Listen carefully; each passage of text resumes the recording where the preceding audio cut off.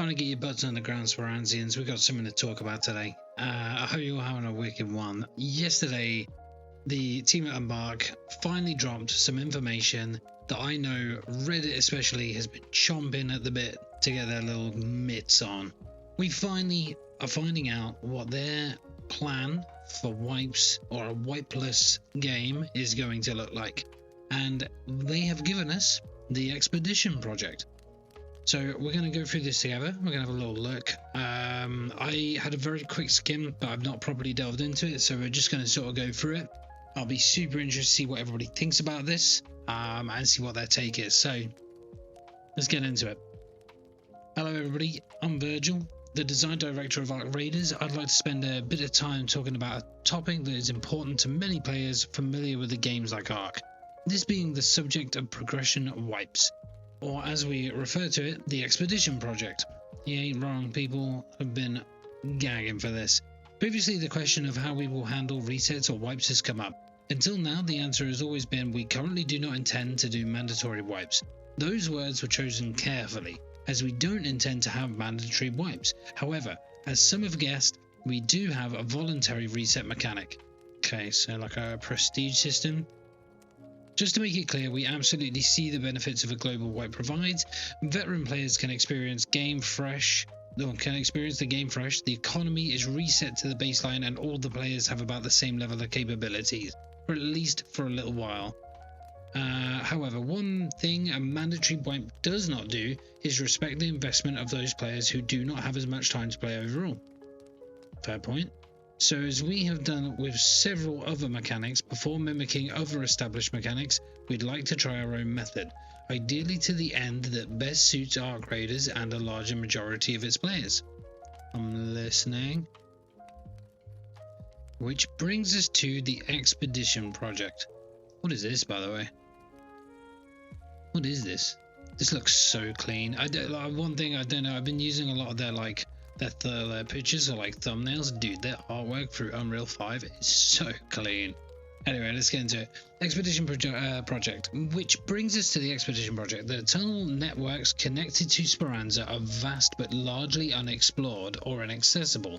Most survivors stay within their settlements, but like the raiders who dare venture topside, there are those who dare venture even farther. Once the Rust Belt has given it all it can offer, some raiders choose to set out beyond the borders of what they know. As of now, this has always been a one-way trip. In the full game, players will have access to a feature called Projects. At level 20, the first major project players will have access to is the Expedition project. Upon completion, the project makes the character reset available. If a player completes a reset, they will be able to do so again as long as they complete another of these projects. Okay. Timeline October, December 14th. And then we have, what is this? Finalization phase opens, completed caravans depart. Okay.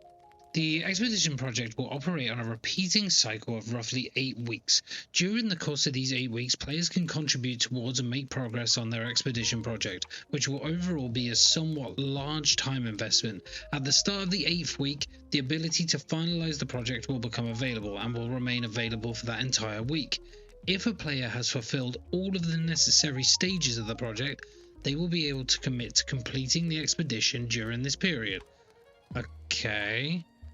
Should a player project not be ready during the window to complete the Expedition project, their progress will be capped, allowing them to continue working on the project until the next finalization window.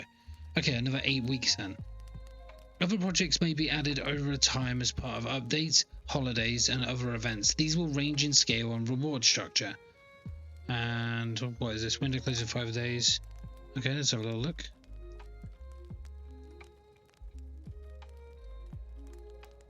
Okay, so it's like donating components. It seems like a relatively small amount though. 2600 in your stash. Oh, but this is Foundation 1 of 6. Okay, so you donate all of that and then what happens?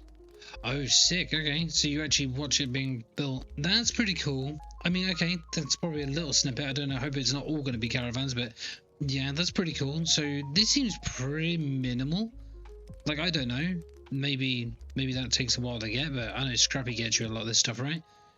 But if there's 6 of them, maybe it gets like progressively more intense as you go up. Okay, what is kept, what is lost? So what do you keep through an expedition versus what is lost? Players will lose anything inherent to their character's progress, levels, skills, item inventory, workshop, crafting capabilities. Players will keep cosmetics earned or purchased, awards, achievements, rankings. This is the second time that we've seen them mention rankings just casually now. They keep slipping this in, so I know a lot of people have been talking about like a potential for having a ranking system, but like what would that look like? Because there's always the fear with a ranking system that a cheating problem that's going to exist will probably only just get worse, right? As soon as you can have a pixelated gold medal, do you know what I mean? So there's a little bit of a fear with that, but I'm super interested to see what they're going to do.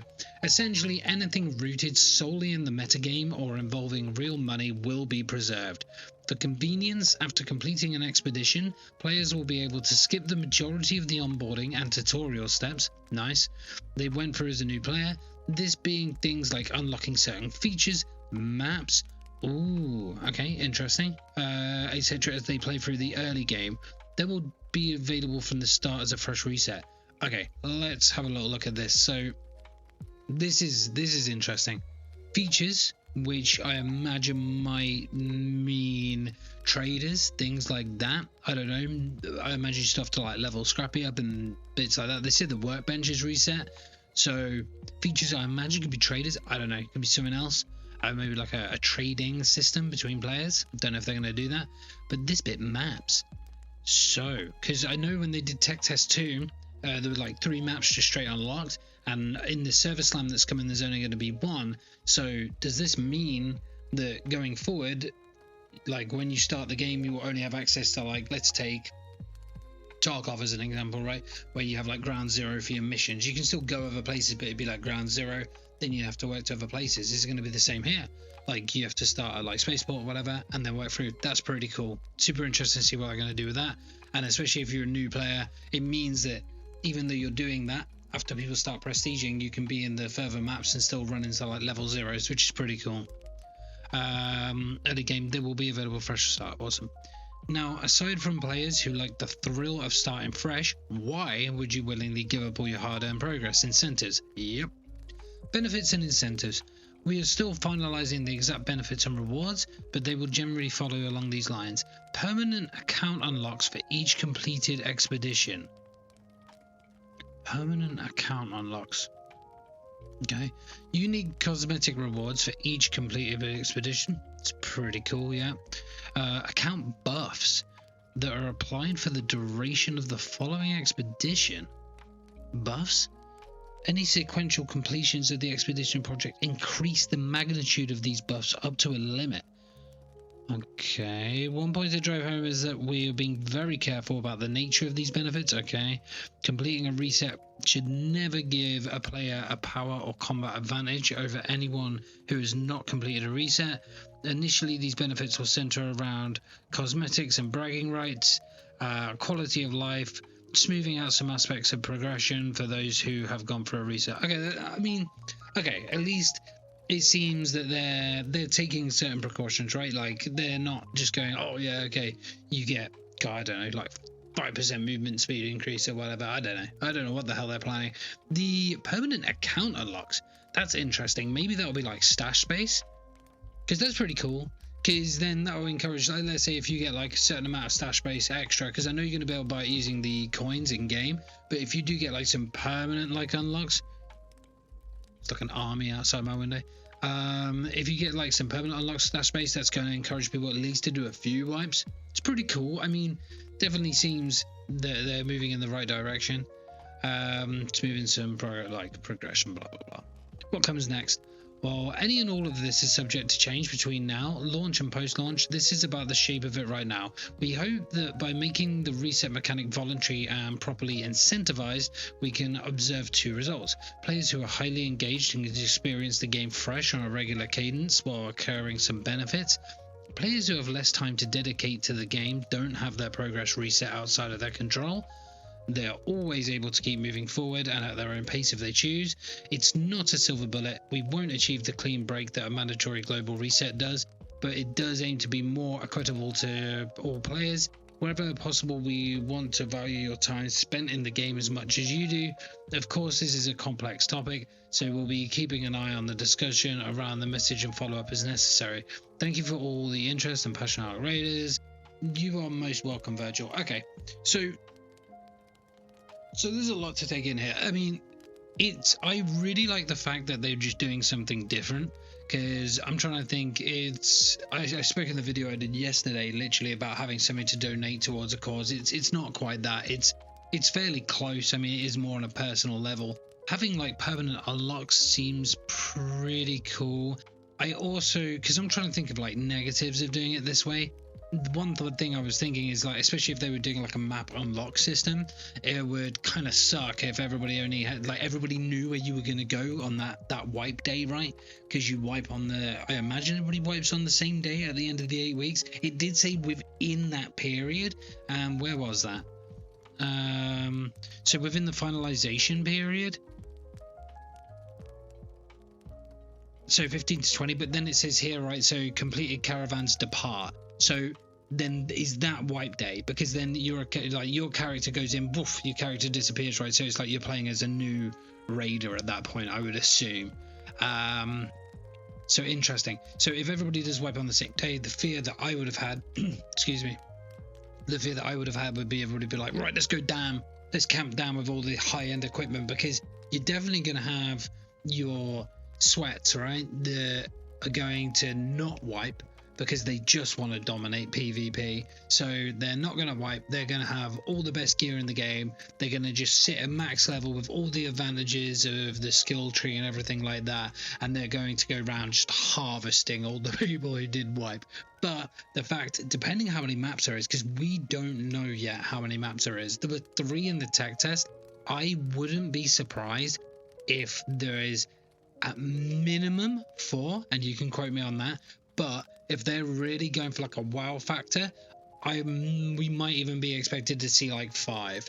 And like I said, this is all speculation, right? I have no inside knowledge or anything like that. It's all speculation, but I think this is pretty cool. I'm super excited to see what people think. I am going to have a scan of the Reddit and everything to try and have a little look and see what general consensus is, because I imagine there's going to be mixed results, but they're doing something completely different. They're going on their own back. They're going to try it. Why not? So many people were like, they're going to copy this game. They're going to copy that game. And they're so aware of that. It's like, we got to remember, these are developers that know what they're doing. They've come from really strong roots. Like, they've done a really good job with the finals. And the more and more I read about this, and the more I see and how clean and how good everything looks, this is shaping up to be like something truly special. And I know there's so many people that are like super eager to get topside.